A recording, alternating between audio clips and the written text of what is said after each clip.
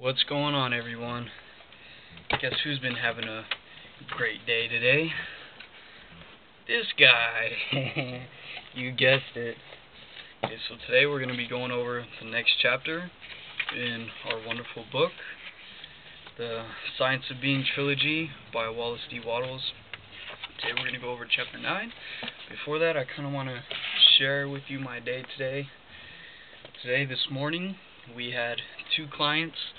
We trained a husband and a wife this morning around, it was at 11, and our session was an hour long, and it was great.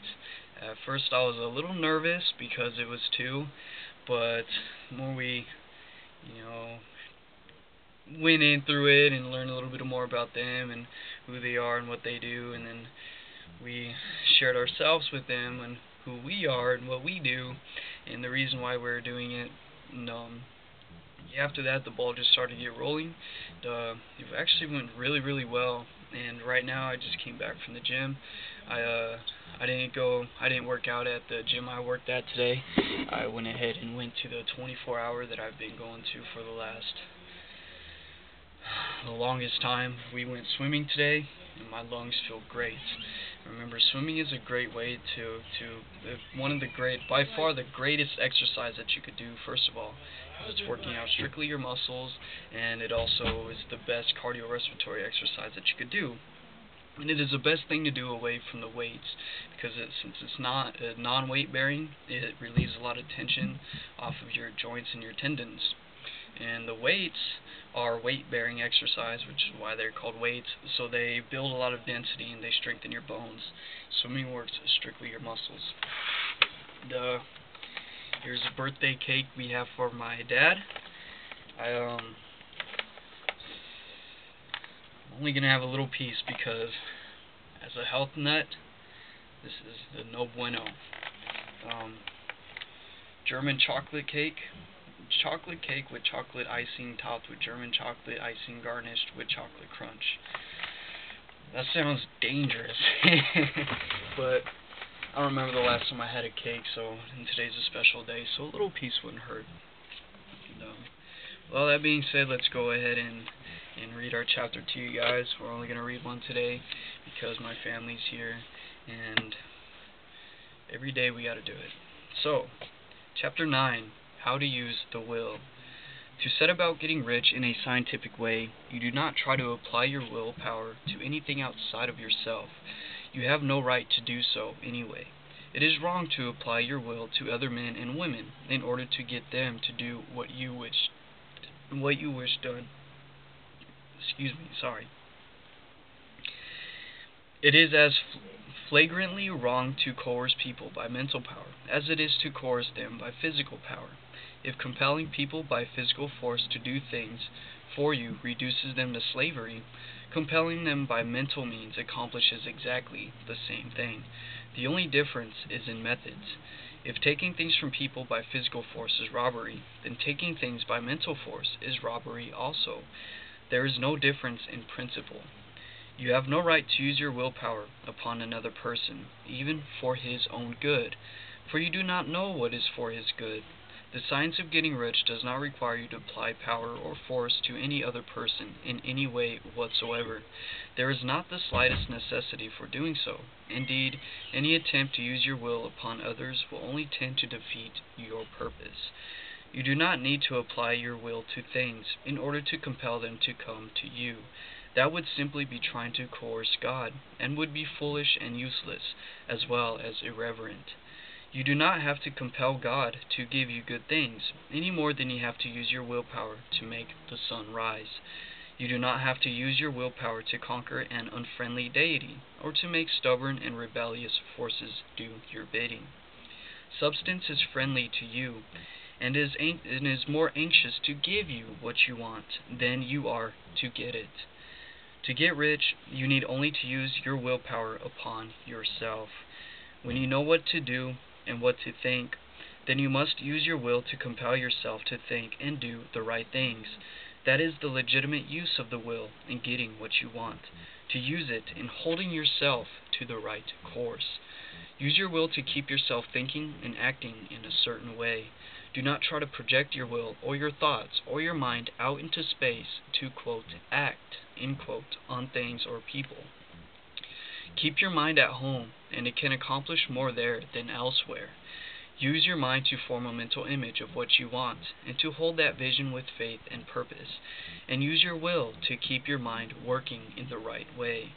The more steady and continuous your faith and purpose, the more rapidly you will get rich, because you will make only positive impressions upon substance, and you will not neutralize or offset them by negative impressions. The picture of your desires, held by faith with purpose, is taken up by the formless, and permeates it with the great distance throughout the universe, for all I know. As this impression spreads, all things are set moving towards its realization. Every living thing, every inanimate thing, and the things yet uncreated are stirred towards bringing into being that which you want. All force begins to be exerted in that direction. All things begin to move towards you. The minds of people everywhere are influenced towards doing the things necessary to fulfilling of your desires, and they work for you unconsciously. But you can check all this by starting a negative impression in the formless substance. Doubt or unbelief is as certain to start a movement away from you as faith and purpose are to start one towards you. It is by not understanding this that most people who try to make use of, quote, mental science, end quote, in getting rich make their failure.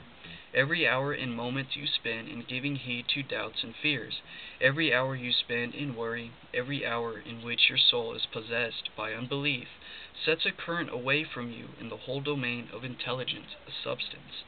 All the promises are unto them that believe, and unto them only. Notice how insistent Jesus was upon this point of belief, and now you know the reason why. Since belief is all important, it behooves you to guard your thoughts, and as your beliefs will be shaped to a very great extent by the things you observe and think about, it is important that you should command your attention. And here the will comes into use, for it is by your will that you determine upon what things your attention shall be fixed. If you want to become rich, you must not make a study of poverty. Things are not brought into being by thinking about their opposites. Health is never to be attained by studying disease and thinking about disease. Righteousness is not to be promoted by studying sin and thinking about sin. And no one ever got rich by studying poverty and thinking about poverty. Medicine as a science of disease has increased disease. Religion as a science of sin has promoted sin. And economics as a study of poverty will fill the world with wretchedness and want. Do not talk about poverty. Do not investigate it, or concern yourself with it. Never mind what its causes are. You have nothing to do with them. What concerns you is the cure. What concerns us is the cure. Do not spend your time in charitable work or charity movements. All charity only tends to perpetuate the wretchedness it aims to eradicate. I do not say that you should be hard-hearted or unkind, or refuse to hear the cry of need, but you must not try to eradicate poverty in any of the conventional ways. Put poverty behind you, and put all that pertains to it behind you, and, quote, make good, end quote. Get rich. That is the best way you can help the poor. And you cannot hold the mental image which is to make you rich if you fill your mind with pictures of poverty. Do not read books or papers which give circumstantial accounts of the wretchedness of the tenement dwellers, of the horrors of child labor, and so on. Do not read anything which fills your mind with gloomy images of want and suffering. You cannot help the poor in the least by knowing what these things, and the widespread knowledge of them does not tend at all to do away with poverty. What tends to do away with poverty is not the getting of pictures of poverty into your mind, but getting pictures of wealth into the minds of the poor. You are not deserting the poor in their misery when you refuse to allow your mind to be filled with pictures of that misery. Poverty can be done away with, not by increasing the number of well-to-do people who think about poverty, but by increasing the number of poor people whose purpose with faith to get rich. The poor do not need charity, they need inspiration. And that is what we are here to do, inspire you to take that step into gaining the financial comfort that we both want. You know, the struggle is real. I know exactly what you are going to, and it is not easy. You know, it is not easy, especially when you don't exactly have the finances just to have the necessary amounts of foods. Through the last entire year, I've been eating nothing but mostly fish, tilapia fish, and brown rice with spinach and cereal and peanut butter with one slice of bread, and so I could reserve all the things that I can so it could last me as long as I can. The struggle is real, and you and me, we need to do what we can do in order for us to get where we are destined to get. We all deserve the best in life. Charity only sends them a loaf of bread to keep them alive in their wretchedness, or gives them an entertainment to make them forget for an hour or two, but inspiration will cause them to rise out of their misery. If you want to help the poor, demonstrate to them that they can become rich. Prove it by getting rich yourself. And we are on our journey, and at the same time recording our journey, while at the same time helping you to start your journey. And we'll see how all this ends up turning out.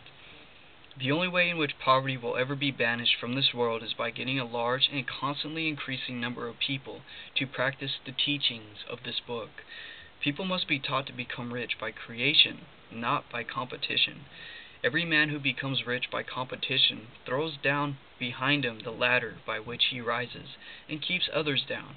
But every man who gets rich by creation opens a way for thousands to follow him, and inspires them to do so. You are not showing hardness of heart or an unfeeling disposition when you refuse to pity poverty. See poverty, read about poverty, or think or talk about it, or to listen to those who do talk about it. Use your willpower to keep your mind off the subject of poverty, and to keep it fixed with faith and purpose on the vision of what you want. And that is the end of chapter 9, and how to use the will. Remember, he is saying the will is used upon yourself. Do not use your will upon anybody else, because that is wrong, and it coerces their state of being and where they want to go in life. Use the will only for yourself, and hold the purpose, your vision, your goals, and your desires inside of you, and work with the Father, our Father, the universal intelligence, the original substance which created all things. Remember, you were created in God's image, and you were created to create, just as God creates in the universe.